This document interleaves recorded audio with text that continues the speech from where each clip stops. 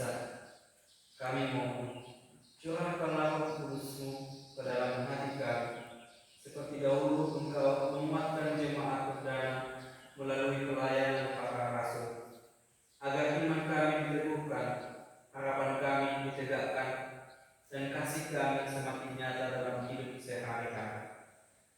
Satukanlah kami dalam gereja-Mu yang kudus, agar kami sehati dan sejiwa dalam iman, serta setia mengikuti ajaran yang telah Engkau wariskan melalui para rasul, seperti yang diajarkan oleh Rasul Paulus. Semoga kami dipenuhi oleh Roh-Mu dan berakar dalam kasih, serta bertumbuh dalam kebenaran, dengan pengantaran Kristus Tuhan kami. Amin. Dalam nama Bapa dan Putra dan Roh Kudus. Amin.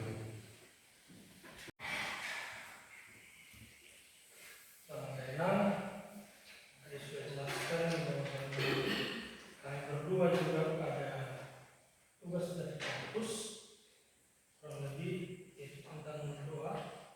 Tadi dari Paulus juga KTPC kira dari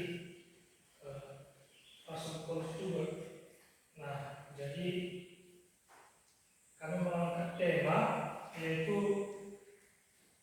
otoritas Gereja Katolik, khususnya dalam kitab suci kita di Kisah Para Rasul bab 8. Nah,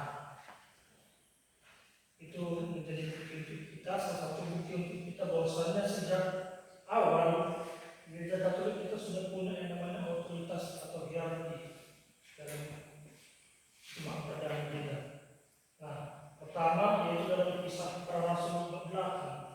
Di sana ada seorang diakon bernama Filipus. Nanti boleh Bapak Ibu juga lihat dalam Kisah Para Rasul bahwasanya Filipus ini adalah salah satu dari 7 diakon yang dipilih para rasul, yang tugasnya mereka waktu itu untuk melayani para janda yang tidak diperhatikan istilahnya.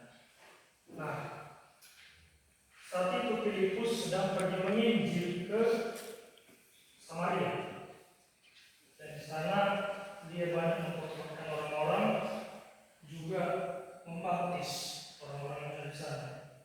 Nah, di situ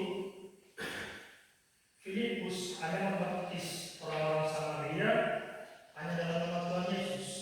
Artinya orang-orang di Samaria, jemaat di Samaria hanya sampai pada tahap pembaptisan. Nah, setelah para rasul yang di Yerusalem mendengar bahwasannya di Samaria sudah ada jemaat, namun mereka masih akan mendapat baptisan, maka turunlah Rasul Petrus dan Rasul Yohanes sebagai rasul ya, untuk kalau dikatakan dalam Kisah Rasul, untuk meneguhkan, untuk mencurahkan Roh Kudus atas jemaat di Samaria, istilahnya penumpang tangan. Kalau kita membahasakan sekarang itu seperti krisma, salah satu dasar dari sekarang krisma juga di sini. Nah, mungkin kita bertanya, kenapa nggak langsung waktu itu diangkat Filipus?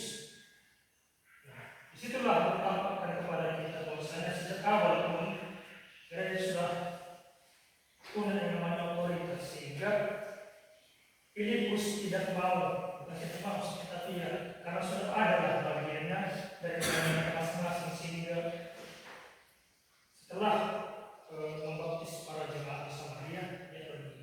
Dan setelah itu turunlah rasul dari Yerusalem, khususnya Rasul Petrus dan Yohanes, untuk mencurahkan Roh Kudus kepada para jemaat di Samaria. Nah, pertanyaan bagi kita, Yesus pernah mengatakan bahwasanya dia membaptis orang yang membaptis, maksudnya dia membaptis orang dengan Roh. Istilahnya ketika dia semua membaptis dengan Roh, maka orang itu boleh mencurahkan Roh Kudus. Nah, waktu itu hanya para rasul yang menerima pembaptisan oleh Roh Kudus. Makanya dari situ berangkatlah sampai sekarang bahwasanya hanya para rasul, dan pengganti para rasul tersebut ialah para uskup kita. Makanya kalau mau menerima sakramen Kristen, itu adalah seorang uskup, kecuali mungkin ada kekecualian atau masalah yang di luar dari kebiasaan. Nah, berangkat dari situ kita memahami bahwasannya gereja kita sejak awal sudah punya namanya hierarki dan mereka sudah menghormati